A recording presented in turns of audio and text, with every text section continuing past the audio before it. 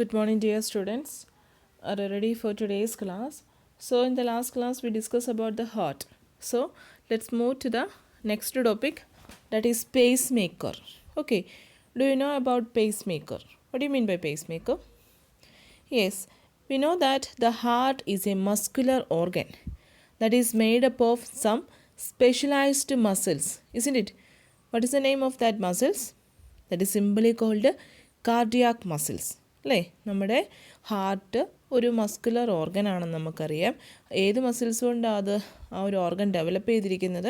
That is termed as cardiac muscles, and these muscles that shows continuous contraction and relaxation without any rest throughout the lifetime of a person. അല്ലേ, അപ്പം ഈ cardiac മസിലിന് മാത്രം എന്തില്ല, അതിനൊരു resting period ഇല്ല. അല്ലെങ്കിൽ എന്താണ്, എപ്പോഴെങ്കിലും നമ്മുടെ ഹാർട്ട് കൺട്രാക്റ്റ് ചെയ്യാതെയും റിലാക്സ് ചെയ്യാതെയും ഇരിക്കുന്നുണ്ടോ?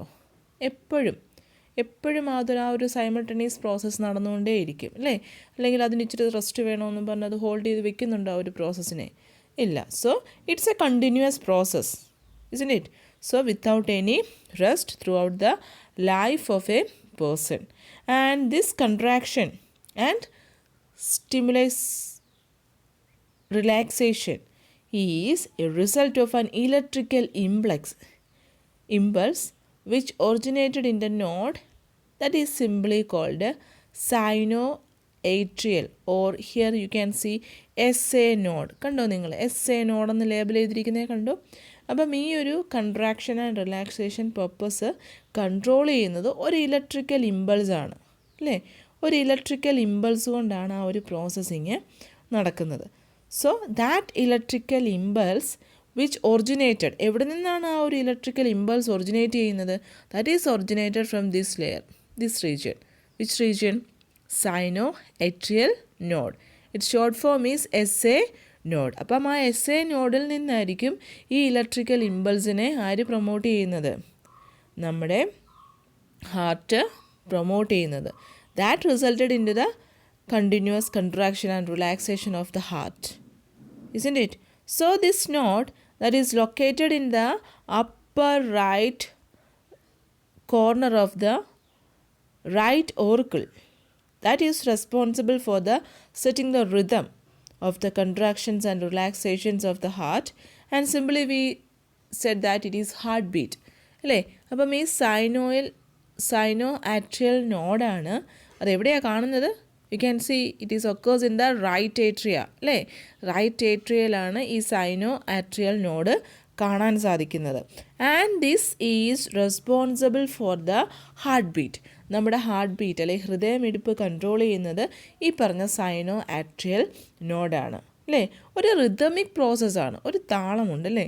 അത് എന്താണ് നമുക്കറിയാം, ഒരു 1 മിനിറ്റിൽ എത്ര ടൈംസ് നമ്മുടെ ഹാർട്ട് ബീറ്റ് ചെയ്യും? It's 72 times, isn't it? So it's a rhythmic purpose, or this node that is located in the upper right corner of the right auricle അല്ലേ. റൈറ്റ് ഏട്രിയത്തിൻ്റെ ഒരു റൈറ്റ് കോർണറിലായിട്ടാണ് ഈ സൈനോആട്രിയൽ നോഡ് കാണുന്നത്. And these sinoatrial node that is responsible for the setting of a rhythm for the contraction and relaxation of the heart, or we can say it as simply it is heartbeat. Hence it is also called as the natural pacemaker of the heart. അതുകൊണ്ട് നമ്മൾ എന്ത് വിളിക്കും? ഈ സൈനോആട്രിയൽ നോഡിനെയാണ് നമ്മുടെ natural pacemaker എന്ന് പറയുന്നത്. Okay, that is about the natural pacemaker in the heart. നമ്മുടെ heart beat അല്ലെങ്കിൽ നമ്മുടെ ഹാർട്ടിൻ്റെ കൺട്രാക്ഷനും റിലാക്സേഷൻ പർപ്പസിനെ കൺട്രോൾ ചെയ്യുന്നത് നമ്മുടെ നാച്ചുറൽ പേസ് മേക്കറാണ്. Which is a natural pacemaker? That is sinoatrial node that is located in the corner of the upper right atria. Okay, and also here you can distinguish the 4 chambers here, isn't it? 4 chamber നിങ്ങൾക്ക് കാണത്തില്ലേ? You can see here the right atria, right ventricle, left atria and left ventricle, isn't it? So this is about the pacemaker. Okay, and also then the next one, it is in the page number 56. You can see some mechanical devices that is also used as an artificial pacemaker.